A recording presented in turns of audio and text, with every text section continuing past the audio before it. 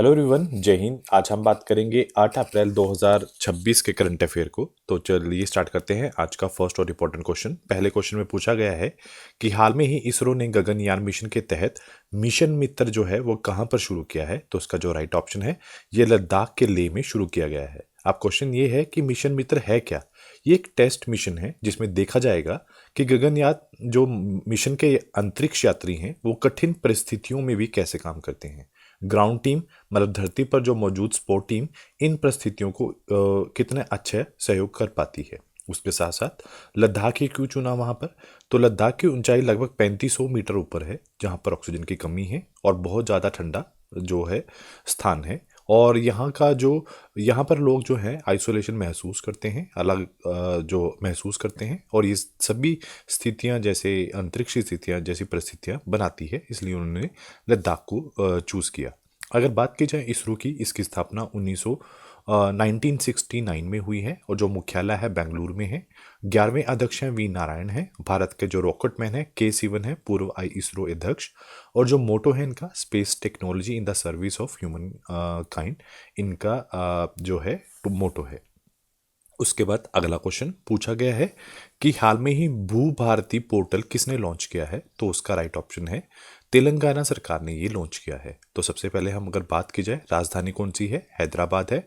मुख्यमंत्री कौन है, रेवंत रेड्डी है। राज्यपाल कौन है, शिव प्रताप शुक्ला है। और स्थापना कब हुई है, 2 जून 2014 को। उसके साथ साथ आपको ये भी देखना है कि भू भारती पोर्टल है क्या।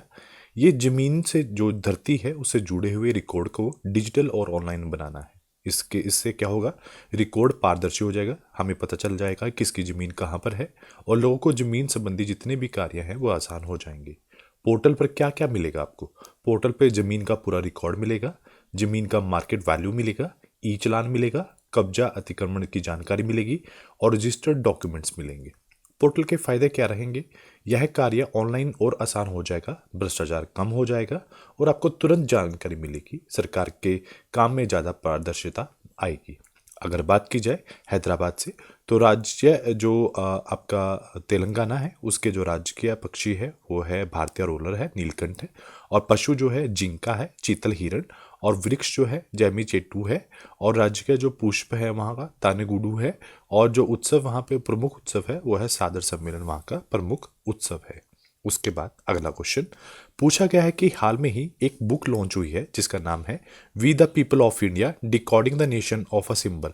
ये जो पुस्तक है किसने लिखी है। तो उसका राइट ऑप्शन है टी.एम. कृष्णा द्वारा ये पुस्तक लिखी गई है। क्या है इस पुस्तक के अंदर, इस पुस्तक के अंदर बताया गया है जितने भी हमारे राष्ट्रीय प्रतीक हैं, जैसे राष्ट्रीय गान है, राष्ट्रीय ध्वज है, राष्ट्रीय प्रतीक के अर्थ और उनके विकास से की जो पूरी जो कहानी को साझा करती है। उसके साथ साथ हम ये भी देखेंगे 2026 में और कौन सी बुक्स पब्लिश हुई हैं, उनके जो लेखक कौन हैं। तो सबसे पहले है history that India ignored, Prem Prakash द्वारा लिखी गई है और लॉन्च की गई है गोवा के सीएम प्रमोद सावंत द्वारा ये लॉन्च की गई है। Atal Bihari Vajpayee the eternal statesman Vijay Goyal द्वारा लिखी गई है। The sage who reimagined Hinduism जो है डॉक्टर शशि थरूर द्वारा लिखी गई है। जो महात्मा अ ग्रेट कम्युनिकेटर धीरज द्वारा लिखी गई है। For the 4 star of destiny Manoj Mukund द्वारा लिखी गई है। रिक्लेमिंग इनक्रेडिबल नवीन कुंडू द्वारा लिखी गई है। Akash the indigenous supersonic missile story है, जी चंद्रमौली द्वारा लिखी गई है। और Karuna the power of compassion एक ऑटोबायोग्राफी है, वो कैलाश सत्यार्थी द्वारा लिखी गई है। टाइड्स ऑफ टाइम जो है सुधा मूर्ति द्वारा लिखी गई है। और जितनी भी बुक्स हैं 2026 के में लिखी गई हैं। उसके साथ अगला क्वेश्चन ये है कि हाल में ही चर्चा में रहा है एक एआई प्रोग्राम जिसका नाम है प्रोजेक्ट मावन, जो है वो किससे संबंधित है। तो ये अमेरिका से संबंधित है। तो ये कहाँ से चला है, ये यूएसए का जो पेंटागन है, जो उनका डिफेंस स्टाफ है पेंटागन, वहाँ से चला है। ये करता क्या है, ये ईरान के खिलाफ सटीक हमले कर रहा है। मतलब ये ड्रोन से जो उनके भी जितने भी सैन्य कार्यवाही हैं वो सारे के सारे जो सटीक हमले कर रहा है ये इसी के द्वारा किए जा रहे हैं। ईरान के खिलाफ सटीक हमले और उपग्रह तस्वीरों से सटीक अटैक लक्ष्य का जो विनाश कर रहा है ये ईरान के अंदर, ये इसी प्रोजेक्ट के थ्रू कर रहा है। आपको ये भी याद रखना है इजराइल ने ईरान के लिए एक ऑपरेशन चलाया है दैट इज रोरिंग लॉयन। और यूएसए ने ईरान के खिलाफ एक ऑपरेशन चलाया है दैट इज एपिक फ्यूरी नाम का ऑपरेशन भी चलाया है। उसके बाद पूछा गया है वियतनाम की नेशनल असेंबली ने 7 अप्रैल 2026 को कौन से नए राष्ट्रपति को चुना है, तो उनका नाम है तो लाम जो है, उनको एज अ राष्ट्रपति चुना है। तो वियतनाम की जो नेशनल असेंबली ने 7 अप्रैल 2026 को कम्युनिस्ट पार्टी के महासचिव तो लाम को देश का नया राष्ट्रपति चुना है। उनका जो कार्यकाल होगा 2026 से 2031 तक होगा। अगर बात की जाए वियतनाम की राजधानी की, तो हनोई है, प्रधानमंत्री हैं फाम मिन चिन है, और पड़ोसी कौन है, चीन, लाओस, कंबोडिया है, और प्रमुख नदी कौन सी है, मेकांग नदी वहाँ की प्रमुख नदी है। उसके साथ साथ 2026 के अंदर जो प्रधानमंत्री और राष्ट्रपति चुने गए हैं, जैसे कि चिली के जो नए राष्ट्रपति चुने गए हैं जोस एंटीनो कास्ट है, नेपाल के बालेंद्र शाह है, वेनेजुएला के डेलिस रोड्रिगेज हैं, बांग्लादेश के तारिक रहमान हैं, रॉबर्ट जेटन जो हैं वो युवा प्रधानमंत्री हैं नीदरलैंड के, जोस एंटीनियो हैं चिली के हैं, जापान के 105वें प्रधानमंत्री हैं साना ताकाइची, और 7वीं बार युगांडा के राष्ट्रपति कौन बने हैं, योवरी मुसोवेनी जो है वो 7वीं बार युगांडा के राष्ट्रपति बने हैं। अगला क्वेश्चन पूछा गया है कि 6 अप्रैल 2026 को किस मिशन ने पृथ्वी से सबसे दूर मानव यात्रा का जो नया रिकॉर्ड बनाया है, तो उसका आपको आंसर देना है। तो उसका मिशन का नाम है आर्टेमिस सेकंड जो है, इसने रिकॉर्ड बनाया है पृथ्वी से सबसे दूर मानव यात्रा का। लॉन्च 2 अप्रैल 2026 को ये लॉन्च किया गया है, और ये शाम 6 साढ़े 6 बजे तक चला है। अंतरिक्ष एजेंसी नासा जो है इसके द्वारा ये लॉन्च किया गया है। मिशन की जो अवधि होगी लगभग 10 दिन की होगी। कौन सा रॉकेट है, स्पेस लॉन्च सिस्टम है, और जो स्पेस क्राफ्ट है ओरियन है, और लॉन्च स्थल कहाँ पे है, candy space centre Florida America से ये लॉन्च हुआ है।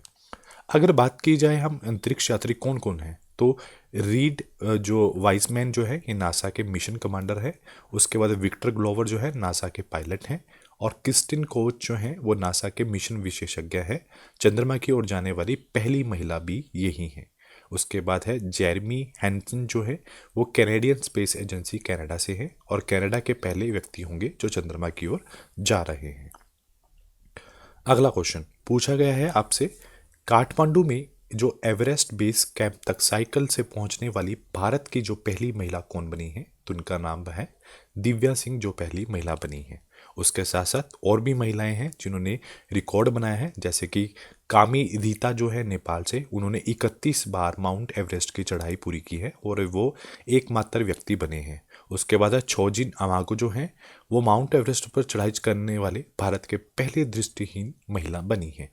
गीता समातो जो है वो माउंट एवरेस्ट पर चढ़ने वाली पहली CISF अधिकारी बनी है, और ज्योति रात्रे जो है 55 वर्ष की माउंट एवरेस्ट पर चढ़ने वाली भारत की सबसे उम्रदराज महिला बनी है।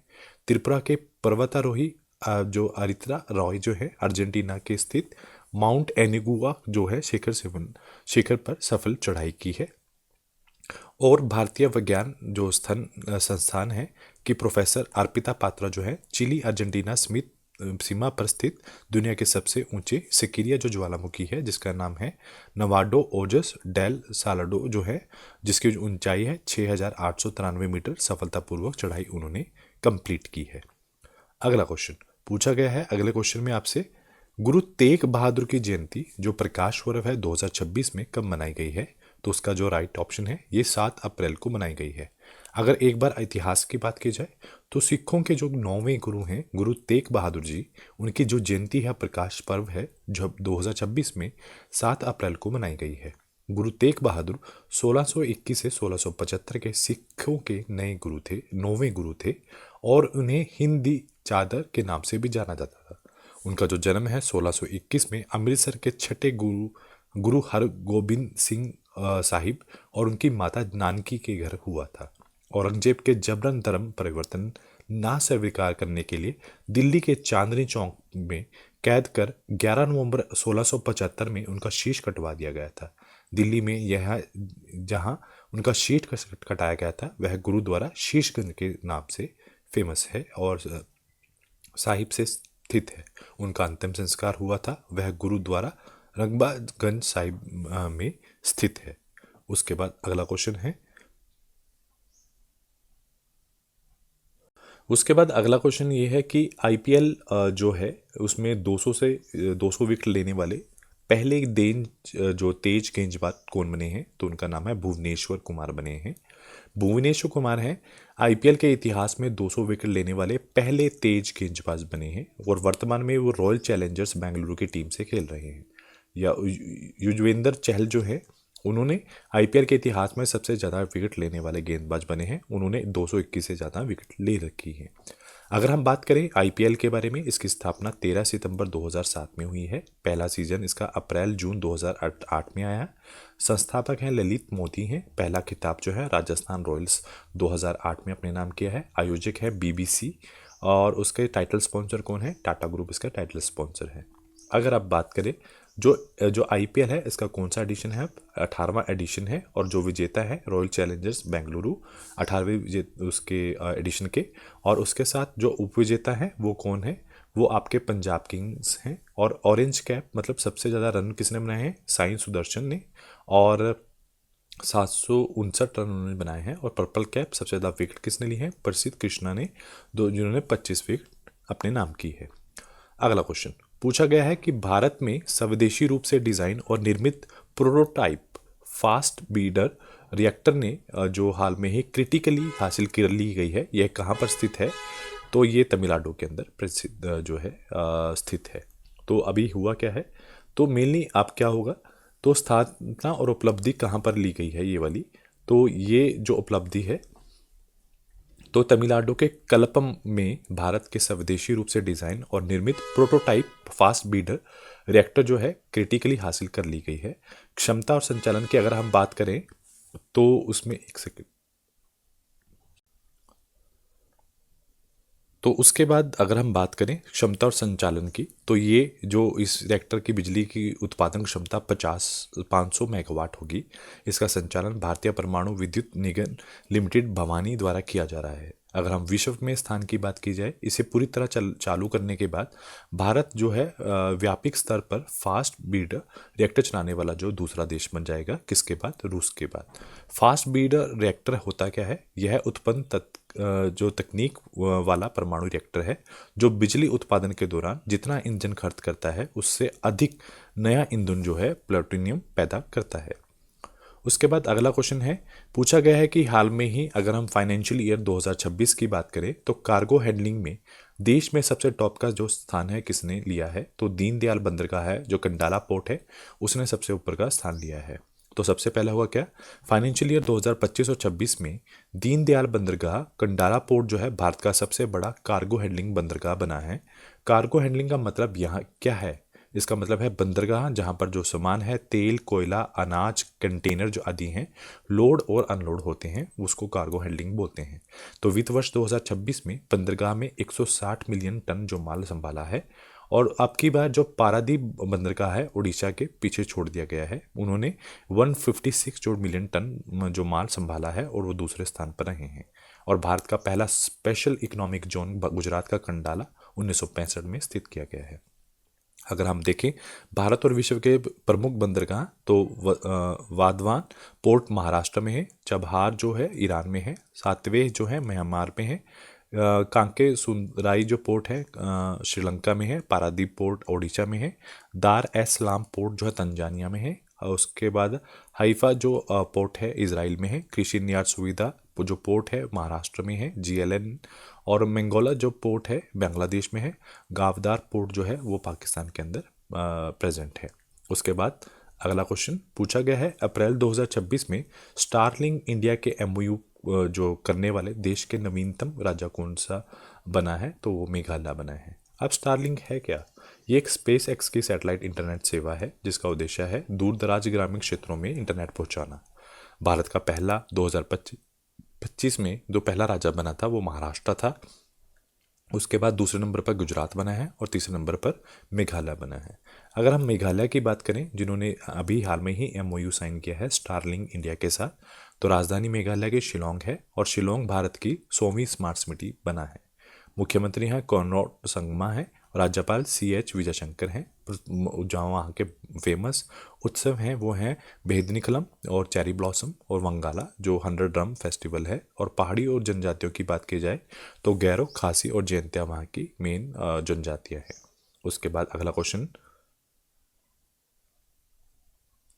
उसके बाद अगला क्वेश्चन ये पूछा गया है कि हाल में ही सैफ जो अंडर 20 चैंपियनशिप 2026 का खिताब किसने जीता है, तो ये बांग्लादेश ने जीता है दूसरी बार। तो इसने किसको हराया है, इसने भारत को हराया है, और ये बांग्लादेश ने दूसरी बार जीता है।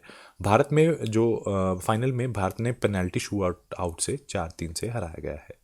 अगर बात की जाए स्थान की, तो नेशनल फुटबॉल स्टेडियम ये कहाँ पर हुआ है वेन्यू, तो नेशनल फुटबॉल स्टेडियम माले मालदीव में।